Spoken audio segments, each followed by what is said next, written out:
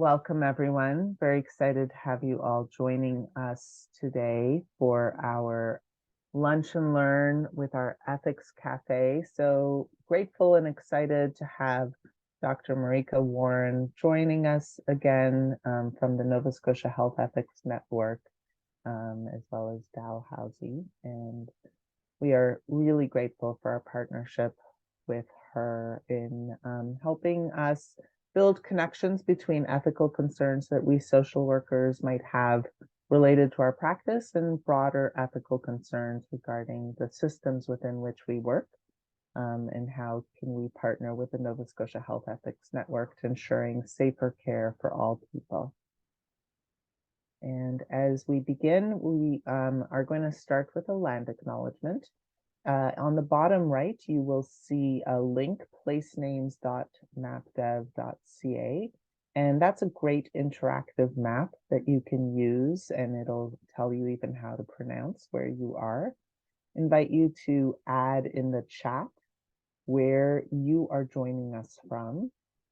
And as you do that, let's take a moment first before we even begin in the writing of the name, just to close our eyes or look out the window if you have a window, and just take a few moments to connect to this land where you're joining us from and to feel that gratitude. Perhaps it's you are especially connected to ocean, beach, or perhaps it's a park or a hiking trail, or maybe even your garden. But just take a moment to call to mind a place where you feel especially grounded and connected to the land so that you can join in that gratitude and appreciation amidst the hustle and bustle of whatever this day may have brought you. And I would like to begin by acknowledging that I am speaking from Unama'ki, which is located on the ancestral and unceded territory of the Mi'kmaq, whose inherent rights were recognized in the peace and friendship treaties that were signed with the Mi'kmaq, Maliseet, and Passamaquoddy peoples from 1725 to 1779. This series of treaties did not surrender Indigenous land, resources, or sovereignty to the British Empire, but instead established rules for an ongoing relationship between nations. The treaties were later reaffirmed by Canada in Section 35 of the Constitution Act in 1982, and they remain active to this day. Let us take this time to pause in reflection and gratitude for the land where we live and work. The Nova Scotia College of Social Workers commits to translating this acknowledgement into action. By seeking to implement the recommendations of the Truth and Reconciliation Commission's calls to action, especially those regarding education, we commit to doing what we can to becoming better treaty partners. We commit to learning and to unlearning. We are all treaty people. So how will this impact what we do and how we do it? And how will it guide our work together today? Decolonizing ourselves and our practice means recognizing the ways in which we are each impacted by the colonial system in which we all participate, and from which those of us of settler descent continue to benefit. You'll see here this wheel of intersectionality that was developed using the African American theorist, feminist theorist, Kimberly Crenshaw's work. And this is an opportunity for you to reflect on where you are located, your different intersectional identities, which ones are rooted in power, which ones are rooted in marginalization, and to reflect upon how your positionality impacts the work that you do and impacts how you work with others. Each of us, depending upon our social location and intersectional positionality, are uniquely oppressed. For example, those of us from African descent were dispossessed and uprooted from their land and brought to Turtle Island against their will. We take this moment to reflect upon the unique impact of colonization upon each of us and upon our practice. The Nova Scotia College of Social Workers is excited to be beginning to trial and gain feedback on the new CASW Code of Ethics, which is requiring us to shift from the illusion of neutrality to becoming actively anti-racist and fighting against racism and intersectional prejudice that is part of colonization. And so this is what we mean when we talk about using our professional development to unlearn as well as to learn, because so much of what we have been taught is shaped by white supremacy and shaped by bias. And so there's a lot of unlearning that has to happen in order to ensure safer social work practice and a more just world for all people. And this today is another way that we look forward to helping to move to this place as we begin our Ethics Café and as we begin to reflect upon our positionality, our work. And this is actually, just as a reminder, this actually counts towards your mandatory ethics requirement. And we're grateful to have all of you who are joining us today. This is going to be also, we're going to have some breakout discussion groups. So for those of you who are joining only through YouTube, this is only going to be a half session. But for those of you who are joining live, and this is why it's always good to come live, you will have a chance to engage in some great dialogue and discussion about some important cases. So very excited, Dr. Warren. Thank you so much for being here with us again and helping us think through ethical concerns.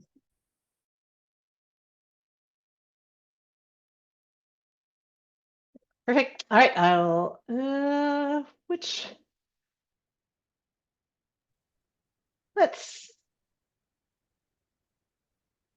that is not what I need. We need to swap displays again. There we go. That's better. Perfect. So hello, everyone. Thank you, Naj, for bringing us into the space together where we can have the conversation about identifying ethics issues. It's what I'm looking forward to because it brings together some things that have been coming up for me in my work. So I hope it's a useful conversation for us all to have together. I think sometimes, it's like, well, of course, everyone knows what an ethics issue is, and we sort of proceed from there without taking a step back and sort of thinking about, wait, what is exactly the ethics piece of this? And so part of our discussion is sort of trying to tease apart some of the different aspects that arise in challenging cases that we see in practice and think about where are the times when it is useful to access ethics support to deal with some of the questions that are arising, and what are some of the other places we might go in order to address the concerns that are arising, sort of recognizing that when we do have ethical concerns and are looking to address the moral distress aspect of that taking action to remedy the situation is a really important piece of that in terms of mitigating or reducing the amount of moral distress that folks are experiencing.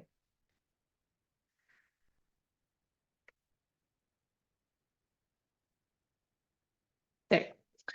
All right, so in terms of objectives for the session, we'll start off with sort of, again, what sometimes seems basic, but even when we try and do it, turns out to be surprisingly challenging, but looking to, what defines an ethics question, and to have an opportunity to chat together as a group about how you identify ethical questions when they arise in your practice. I'll describe a bit how ethics support is, again, one piece of the puzzle for helping to address some of those ethical questions, but also, again, looking to identify other avenues that can help address those ethical concerns. So recognizing that certainly don't have all the answers and don't have access to all of the potential remedies that exist. So that's the plan for this. As Naj mentioned, we'll be moving into breakout groups and having some discussion there as well. And I'm hoping as well that we'll have a bit of plenary discussion together. So just so you are prepared for it to be an interactive as opposed to a sort of one-way TV performance while you eat your lunch sort of presentation, which absolutely has its place, but that's not the plan for today. So when you think about ethics questions sort of generally. So they can be about which values are relevant in a particular situation. So really thinking about everyone involved in the situation, thinking about what matters to all of them, both sort of individually, but also collectively. So sometimes we're really concerned, with community values as well as individual values. So really looking to look at any situation through that values lens. And again, values understood in the broad sense of what matters to folks who are involved in that.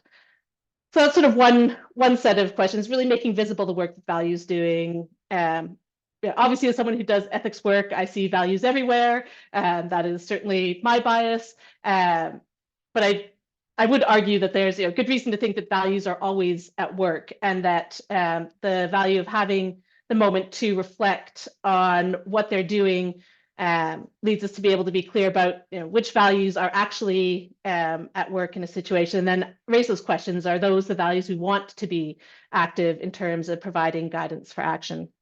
So speaking of guidance, ethics questions are also about, once we have those values identified, how should they guide us as we interact with others? And so, at core, ethics questions are about how we treat each other, but that's both in the sort of direct, and often we think about it, I think, in a sort of more one-on-one way, but also how do we interact with each other indirectly. So through our social systems, through policies. And again, for a social work audience, I don't need to make the case for the ways in which our values significantly shape the ways that we interact with each other indirectly. So really looking to, again, take that broad view of the work that values are doing.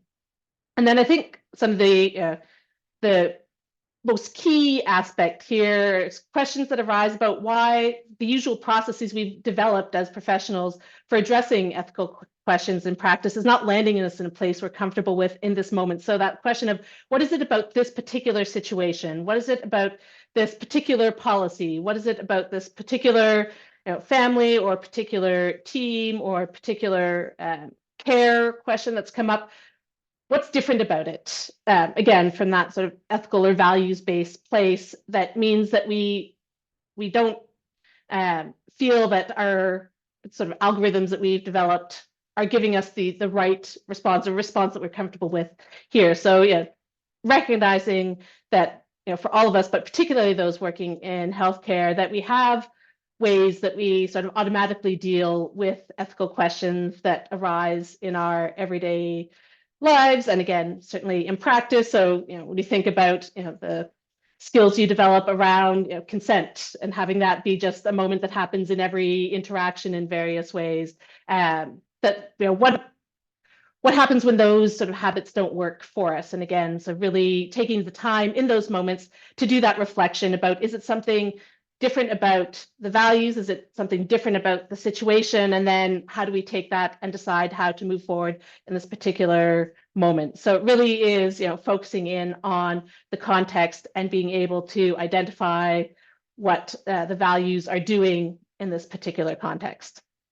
So I'll just pause there for a moment and check to see if there are other ways that you would characterize ethics questions, if you think there's something missing in this description that I've given.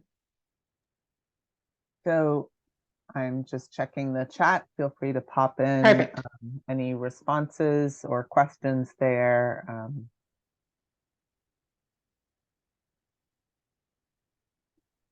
And Naj, are we able to see if folks want to raise their hands and contribute that way? People can absolutely do that. We're usually in a webinar, but we are in a regular meeting to enable dialogue, especially when we go into breakout rooms. So it's possible that we will have more discussion about this after we flesh out a case or two. Perfect. All right. Just checking in on that piece. All right.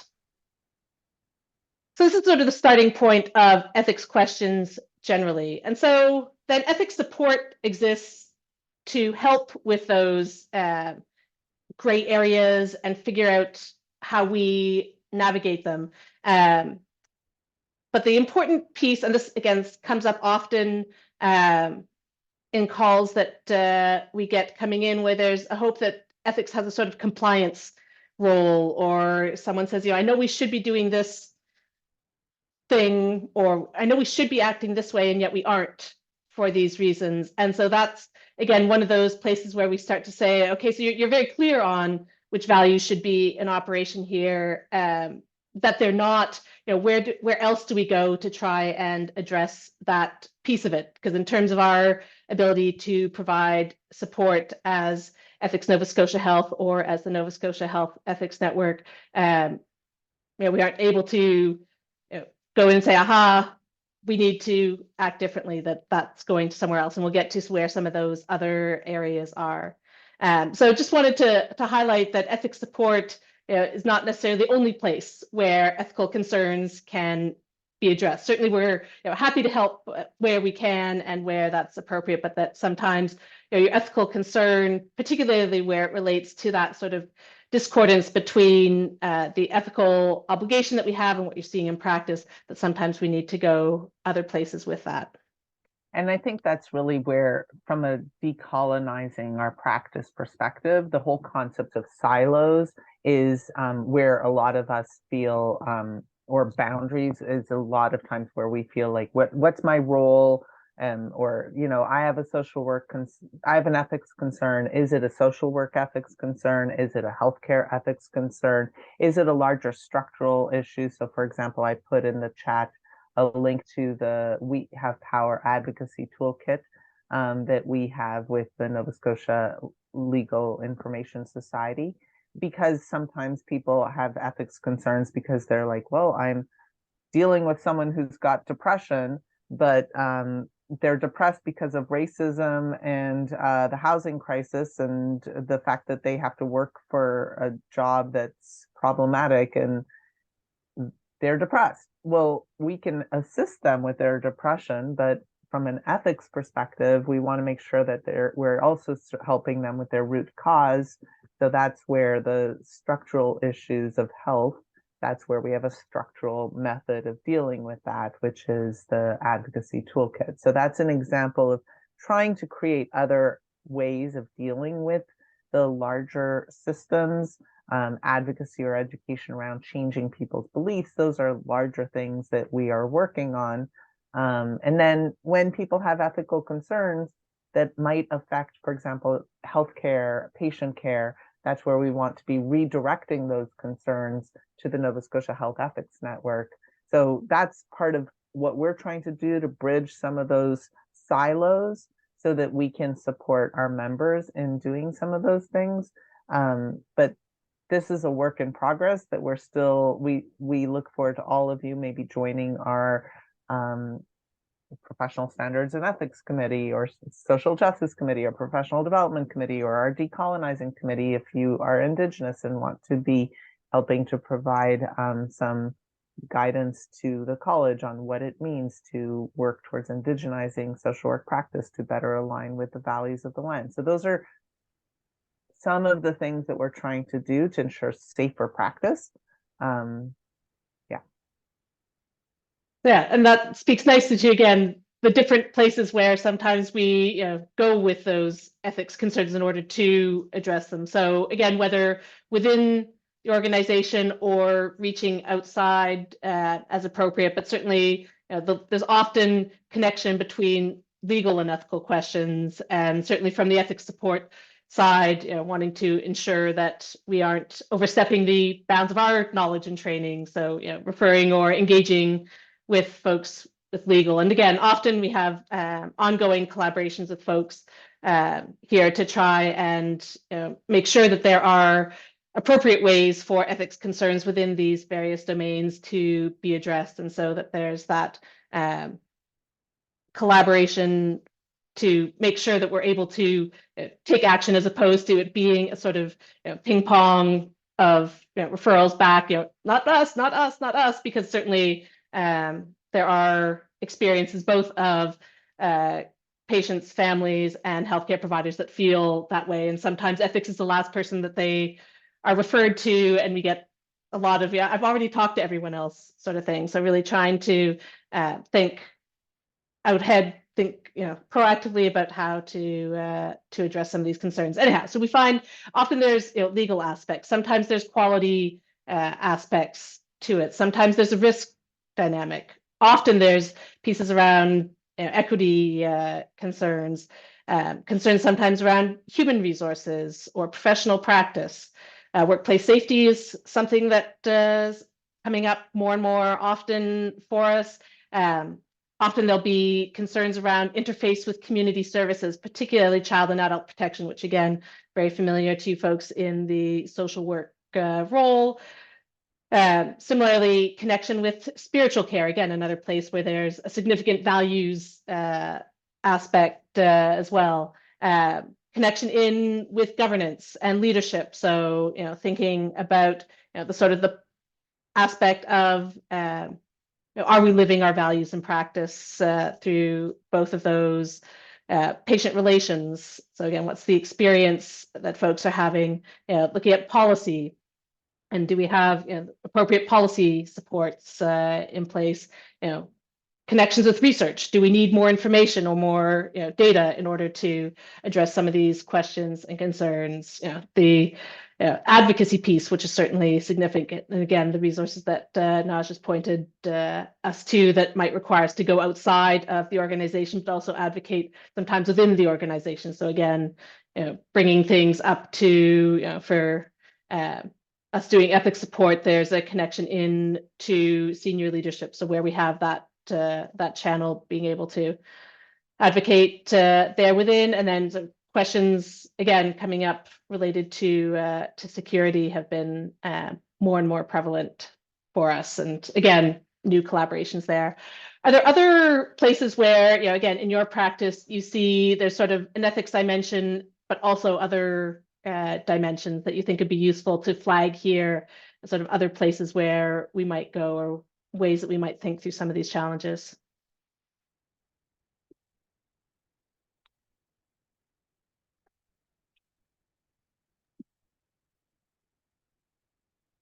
All right, either I've been exhaustive in the list or other people are also taking the opportunity to grab some tea or lunch, which also important. I think probably we could have a large conversation around like equity, spiritual care, and the intersectionality around race and culture and identity and intersectionality. Those are all kind of like this big, hard to define, but tremendously important component of decolonizing healthcare, because right now we tend to think from a objective, quote unquote objective, as if though that existed when we're talking about human beings, but this illusion of neutrality, and that is probably the primary ethical concern that I think our code of ethics change that we're in the middle of trying to address is specifically recognizing that humans are far more complicated than the systems within which acknowledge. And so these are sort of like, if we were to look at a hospital, for example, we would see these areas and that's what exists. We don't see the first voice, peer support, intersectional support. We don't see those like other departments yet. And it's probably in that gap that we see a lot of ethical concerns, as we will see in our cases. Yeah, I just wanted to flag that the clarity around distinctness here is an illusion. So certainly, again, some of the work that we've been doing with the folks in policy is trying to identify when ethics should be involved in policy development or policy review, and so trying to provide them with guidance about when they should be, and so trying to tease some of these things out. And again, we found it surprisingly challenging. And then when we gave it to policy, they're like, well, this covers everything, and surely you can't be involved in everything. So it's been an interesting process there to try and really refine down, but and also to how do we acknowledge some of the deep intersectionality that exists within healthcare practice that does not get translated into the ways that we structure healthcare delivery and policy development and things like that. So again, this is why this topic of trying to identify ethics questions, again, one of those seems real simple until you try and actually do it, and then it becomes a way in which we can really surface and make visible the sort of complexity of care. All right, so I had mentioned that we would get to have some conversation as a group. So curious for you folks, when you do have an ethics question or concern, how do you identify that in your practice? Are there certain features of a situation that sort of make you more concerned about the potential for an ethics question? Is it that sort of gut feeling? Is it something else? So please feel free to either put in the chat or raise your hand. How do you identify ethics concerns and questions?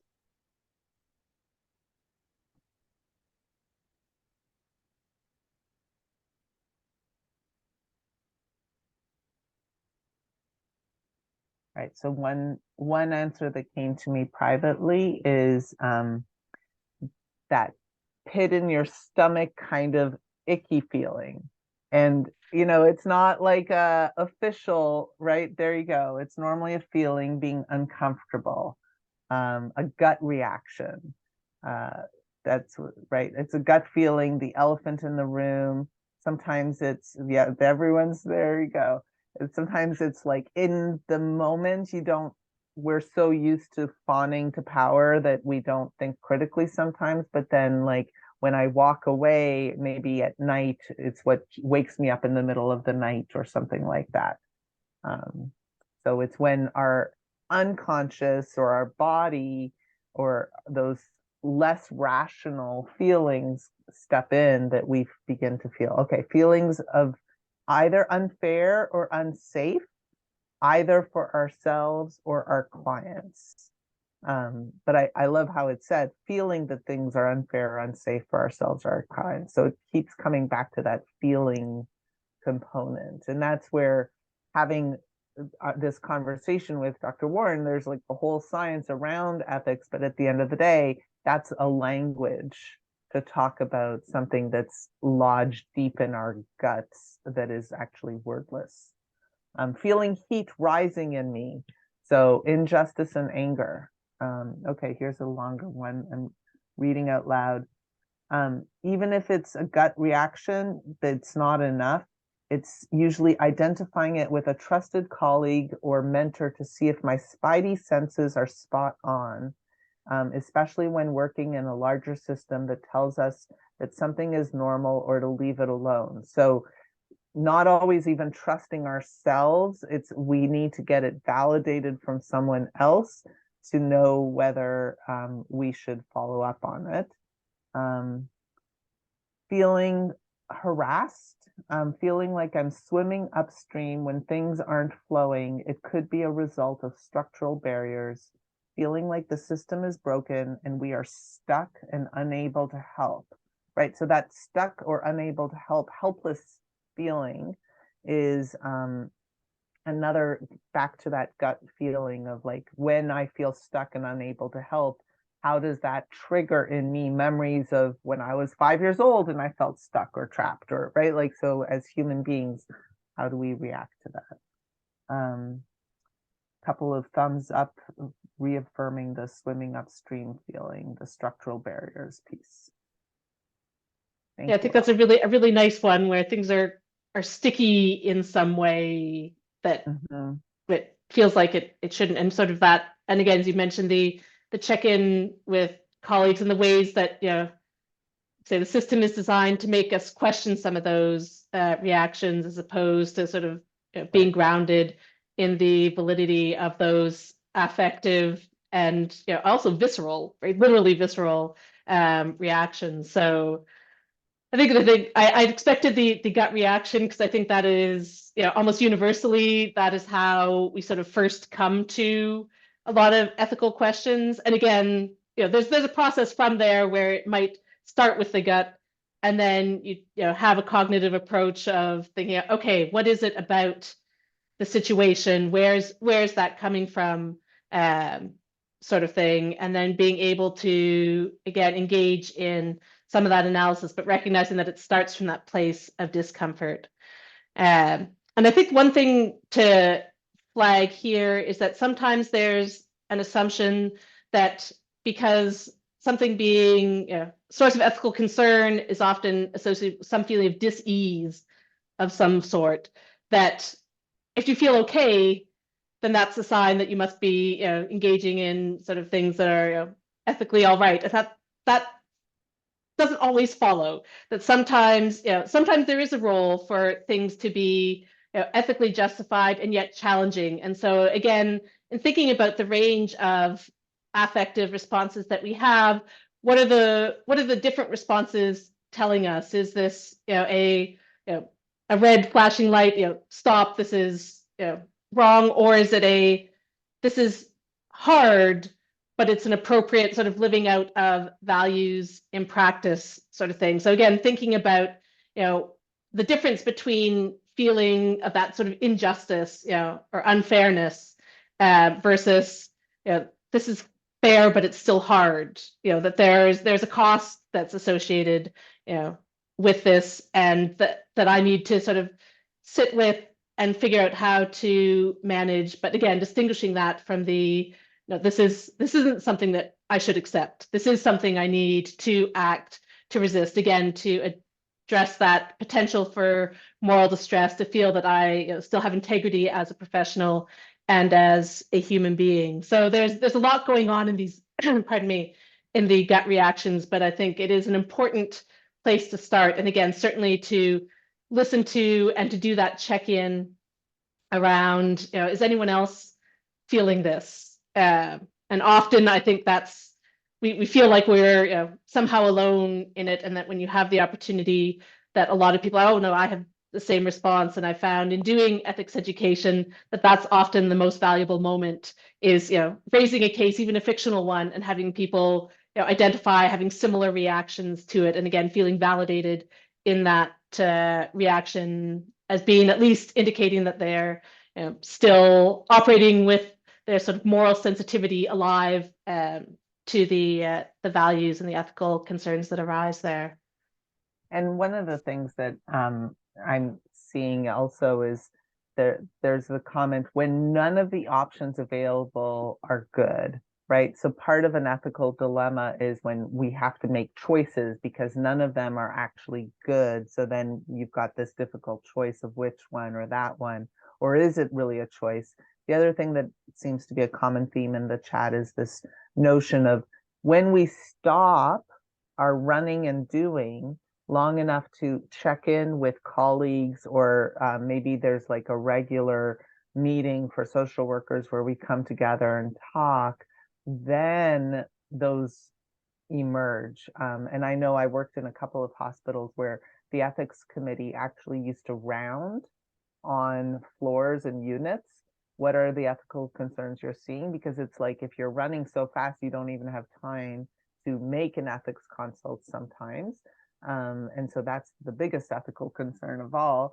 And so being able to like check in when people were asked, oh, well, this is something, oh, me too, oh, me too. And then it's when we see that we're not alone that emerges too. And then I see the moral injury, professional ethics conflicting with large systems, which brings us back to our structural advocacy. Yeah. And again, that sense of, knowing what sorts of things trigger particular emotional reactions. I know for myself, I have a particular emotional and affective and embodied reaction to something I perceive as unfair that is very strong, and so knowing that about myself. So again, also knowing for yourself, what are the things that will sort of trigger those big reactions, and again, taking that seriously, not as a failing of yourself, but as again an appropriately sensitive aspect of yourself. But again, and then finding the space, as Shana says, to where is there an opportunity to share that, to focus the attention again on the values aspects of our practice, in addition to everything else. And again, recognizing that those one feature of those large systems is that time is the most scarce resource that we're dealing with, and that what gets prioritized and where the disincentives for raising some of these, what are the incentives for sort of keeping those feelings contained, and again, what are the harms associated with that. So in that vein, thinking about what needs to happen in order to address those concerns, sort of where do you go with it, what pieces need to come together. So again, thinking about the structural pieces, thinking about intersectionality, ethics support might be a part of it, but there may be other folks who need to be involved, or it might be that in fact you need to, you're like, I'm very clear on what values should be operating here. It's a professional practice issue. So in fact, that might be one where I go to either, professional practice within the organization or to the college, for example, and, feel that you do not need the support from us. You're very clear on what the values are. It's just that they aren't being reflected in what's happening. Just And looking at the great chat here comment as well. just went Yeah. about sometimes social work ethics can cause ethical dilemmas when we compare them with certain cultures. And that's really where the decolonizing our practice comes from. And hopefully you all will also be participating in some of the many feedback sessions on the new code of ethics, specifically because we recognize that the existing code of ethics that we have is not reflective of the full diversity of who social workers are and the communities we serve. They are more reflective of the paradigm that was part of the colonial structures within which social work has and continues to function. So thank you so much for raising that as well. Yeah, I think there's also a professional culture aspect as well, that there's sometimes, again, the tension that can arise when the social work code of ethics gives a different direction, say the nursing code of ethics, for example, and navigating those cultural pieces as well. So again, many different layers and aspects to that sort of trying to navigate that concern once you have it to the place where something can be done in order for you to, again, proceed in a way that feels like you've honored the ethical integrity that that you have as, again, a professional and individual. And again, that taking action being sort of that key piece in terms of the research around moral distress as a way to reduce the effects. So I'm noticing the time and do want to get to the breakout sections. So what will happen is that you're going to get one case and 2 questions posted in the chat once you're there. So just hang tight till Nash and I can do some cutting and pasting. I think, honestly, if it's okay with you, maybe we should just do one case that we all can do and spend the rest of our time on the next. I am happy to shift gears and do that. So ignore the breakout rooms. We will No, not we break can still out. do the breakout rooms. Oh, okay. So, but single case for everybody. Correct, just because All right. this way we have time to process it, and I think it'll Fair. be very.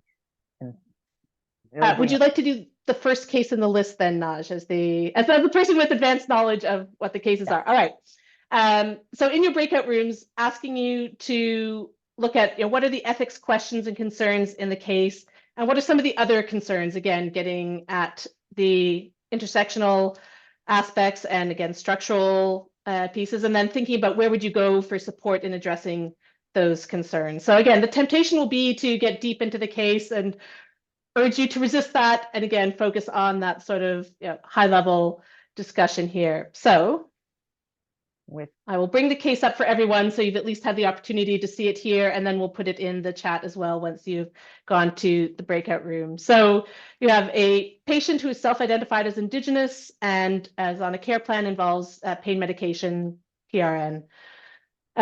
You notice other patients on the unit who report similar levels of pain receive higher doses of pain medication, and that medication seems to come more quickly to those other patients. When you bring this up with the team, they say they're trying to provide individualized, patient-centered care, and that's why you're seeing the difference. So the question for you is, again, what are the ethics issue here, and where do you go with them? So I will let Naj do the magic with breakout room assignment. and we will make sure that stuff is pasted into chat. Thank you. All right, so we are going to move you to breakout rooms. You will have the ability to unmute so that you can talk. I know some of you are not able to join in chat because you're joining us from work. No worries. I'm going to stop the recording now so that I will pause it so we can go into the breakout rooms and discuss this case. Welcome back, everyone. I know that this was probably like just the beginning of a conversation. There's so much more that we could do. We could spend a whole day on each of the cases that Dr. Warren is sharing. And, you know, these are some like snapshots of cases that she sees and that are different ethical concerns. What does this mean for us as social workers? How do we respond in situations like that? We're eager to hear some of your thoughts. Feel free to be putting them in the chat. And maybe Dr. Warren, can you put the questions, the 3 questions that you wanted? I sure can. To do, and please there we go. Put, so what are the ethics questions and concerns in this case? What other questions and concerns are reflected in this case? And where would you go first for support in addressing these questions and concerns? So please put in the chat some of the things that you noticed that came up for you. This is one of the cases that happens often or has emerged as a case. What is our role as humans, as social workers?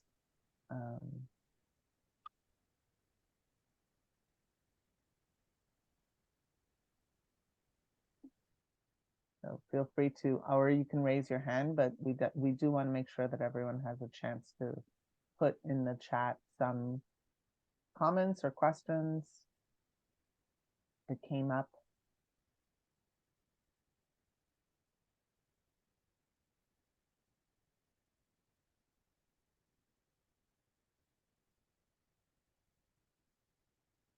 Racial bias with dosing and response time, racism.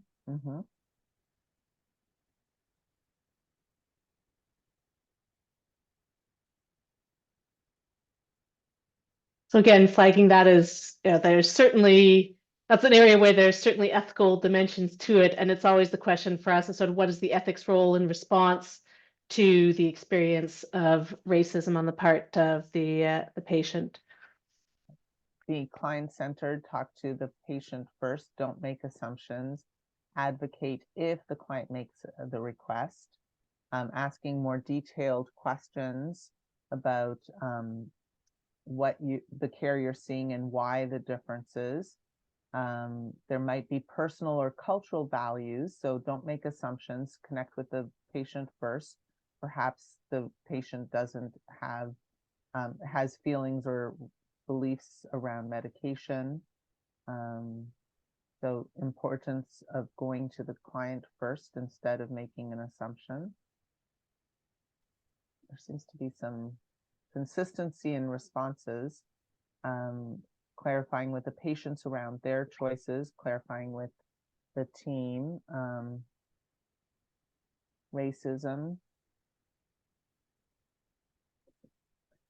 Dr. Warren, any? Yeah, this is, I think again, really nice, again, demonstration of the range of concerns here. Certainly there's that question of sort of your role and, you know, how to bring it up with a patient, as opposed to them bringing it to you. Sort of, again, what is the role for someone who's observing something that maybe isn't evident to the patient? Maybe, you know, they don't know how quickly anyone else is getting their medication, sort of thing. So thinking about, you know, even if the patient doesn't have concerns and yet you're seeing something, this discrepancy that looks like it might be injustice. You don't know necessarily, but have that sort of concern. And again, with that sort of decolonizing lens and an awareness of a history of disproportionate response to pain in certain populations and not in others, sort of thing. So thinking about, again, what is the social work role, and what is your role as someone who might have access to information that would be meaningful to the patient or client, but that they don't have access to themselves. So I think that's as a starting point, even thinking about, right, what is the role there. And then I think that there's also a piece. And just to clarify, so we want to make sure that, first of all, obviously social workers are not nurses or doctors, right? So there's some ethical concerns around where is our area of expertise, where is our lack of area of expertise. But if we are noticing based on other information, we don't want to cause harm to the patient and be like, do you know what happened in the room next door to you and the difference, right? But we do want to be like, oh, I wonder, because I know that I live in a world where white supremacy and colonization exists. I do want to check in with the patient. How is your pain? Do you feel like your pain is being well managed? Do you have concerns around that? How are you feeling in general? What would you like to see? So checking in with that person in a way that doesn't cause harm, and then looking at advocacy. There was also a comment about if the social worker maybe is visiting but is not working in the hospital team, then how do you reach out to the case manager or something like that in that situation? Yeah, so the complexity again of the role piece here, and role vis-a-vis a number of different individuals involved. So again, the conversation with the team around, again, they're not seeing the same thing. So how to have that conversation as well and raise it. And is this something where there's a role for education through professional practice? Again, thinking about what is the ethical issue? Is it about a particular patient's care? Is it about, again, the sort of the broader structure? And then that's going to determine where you're going to move with that in terms of getting support to address those concerns. So again, recognizing that there's no single right answer, and that never does a complex ethics question fit nicely on a PowerPoint slide, and that in any real situation, of course, you would do the sorts of things that are mentioned here that would then help determine how you might proceed. But I think that dynamic with the rest of the team is something that's sometimes a consideration as well, in terms of raising some of the ethics concerns or questions that you've seen that do seem to be related to those systemic issues. And again, that sense of, am I the only one who's noticing this? Am I because of the way that I bring that social work lens to my practice, what am I seeing that others might not, and how to engage in that conversation with the rest of the team in a way that might help them come with an attitude of curiosity towards the situation, as opposed to potentially creating tension within the team. And so thinking about who can help have that discussion. And so again, sometimes the ethics support that we provide is around facilitating those challenging discussions, or talking about it from a values-based perspective, again, in a way that allows everyone to bring their values to the table and to have that sort of open conversation. And thank you. And as we're coming to a close, this is really where that partnership with the Nova Scotia Health Ethics Network is so crucial, right? Because we are social workers.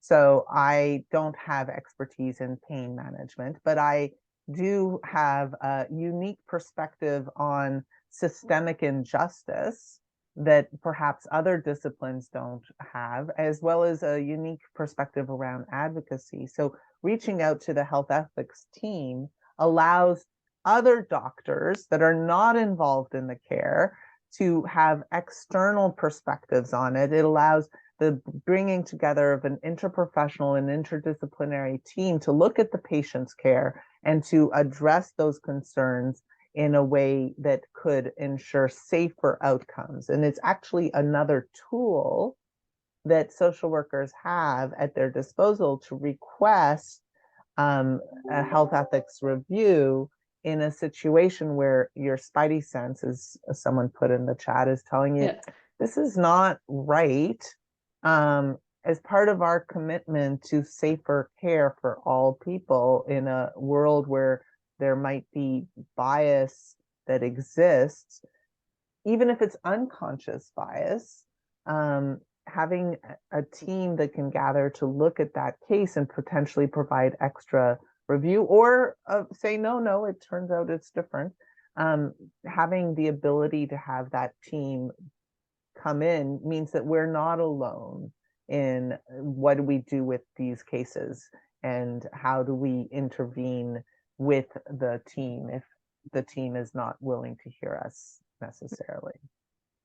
And again, this case might be one where we have the ethics conversation focused on sort of the situation, but actually it's not about this patient as well. And so again, where we go for support is going to be somewhat, again, determined by that response to the initial question of sort of go to the patient. Recognizing we are very short on time, just want to encourage you to sort of take a moment after we close today to think about if there's anything that you might do differently the next time you encounter an ethics issue, or again, think differently in response to that gut feeling, and that there'll potentially be opportunities to address some of the other cases that you'll see if you look at the slides as they're circulated. And so if there's something you really want to discuss when you look at that, please feel free to reach out either to Naj or to myself to let us know what would be useful to focus on. Thank you as always for your fantastic engagement and your very thoughtful responses to the cases that we've put before you. I always appreciate and enjoy the conversations and hope that, again, you find it a useful way to bring those sort of values concerns to light and have an opportunity to sort of share them with the colleagues in a way that's hopefully supportive and manages some of the moral distress that is an ongoing feature of healthcare practice. So thank you so much. I'll leave you, Naj, with the last very short word. Yeah, Will Allen, thank you so much. We're very grateful to you for always being with us and being able to share with us some of your amazing insights, and to remind us that we are not alone, that the Nova Scotia Health Ethics Network is there to support all care providers, including social workers, especially when we see larger systemic issues. And in fact, we are going to get a chance to hear from Dr. Warren again. We're going to have another health ethics cafe. It'll be March 15th. And you may or may not know that March 17th is the when the expansion of medical assistance in dying will be to be part of the people who are struggling with mental health challenges because of the concerns around structural health that might impact that. We want to be thinking about what ethical issues may be emerging as a result of that change, and what is being done, what can we do, what is the Nova Scotia Health Ethics Network doing in terms of managing ethical concerns that may emerge. So please stay tuned March 15th.